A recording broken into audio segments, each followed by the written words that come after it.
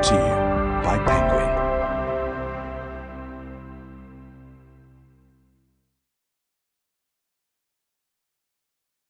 A Very English Scandal by John Preston, read by Daniel Weyman.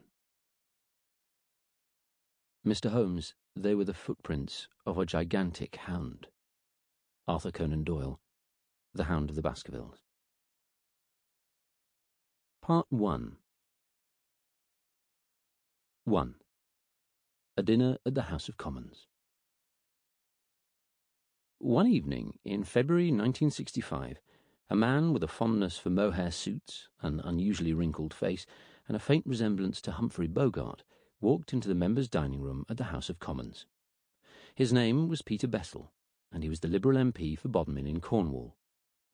Bessel had been an MP for only 6 months, and he was still a little awestruck by the place. As he had few friends there, he had become used to eating on his own. On this evening, however, he heard a voice behind him asking if he would like to have dinner.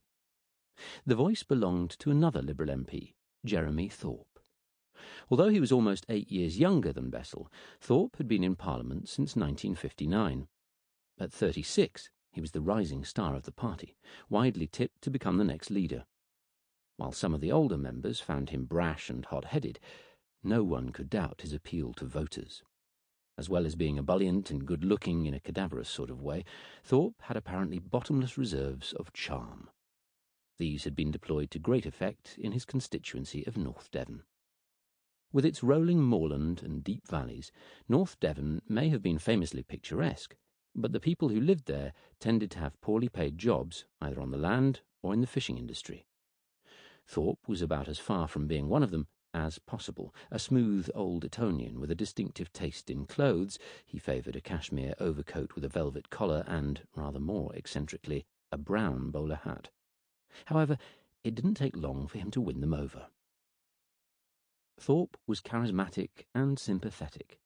He also had an extraordinary knack for remembering people's names and for making them feel that their problems were especially close to his heart. With his arms thrown wide and an enormous grin on his face, he would bear down on his would-be constituents as though seeing them had just fulfilled his wildest dreams. Few were able to resist. They even loved it when Thorpe, a brilliant mimic since boyhood, made fun of their broad West Country accents. In the 1959 election, he scraped in with a majority of just 362. By 1964, this had gone up to 5,136. As a reward for his success, Thorpe had recently been made the party's official spokesman on Commonwealth affairs. He and Bessel had first met 10 years earlier at a by-election in Torquay, in which Bessel had stood, and lost. Although they didn't know one another well, Bessel had been convinced from the start that the two of them shared an unusual bond. Physically, they were roughly the same height, with dark hair and narrow, brooding features. Politically, too, their views tended to coincide, but it was the similarities in their characters that Bessel was most struck by. We were both willful, quick to take offence, capable of arrogance, and incurably sentimental. And there was something else they had in common, something that would soon become apparent. Each, in his own distinctive way, was a colossal chancer. Bessel had left school at 16, then become a Congregationalist lay preacher. Setting up a small tailoring business in the Devon town of Paynton, he had drifted into Liberal Party politics, prompted in part by ideology and, possibly in larger part, by a desire to spice up his already hectic love life. Bessel did not look like a conventional Lothario.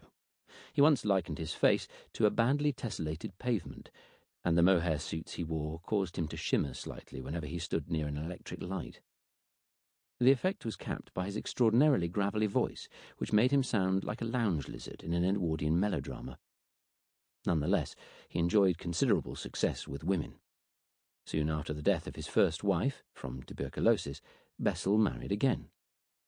He and his second wife, Pauline, went on to have 2 children, a boy and a girl, but marriage and fatherhood did nothing to curb his appetite for philandering.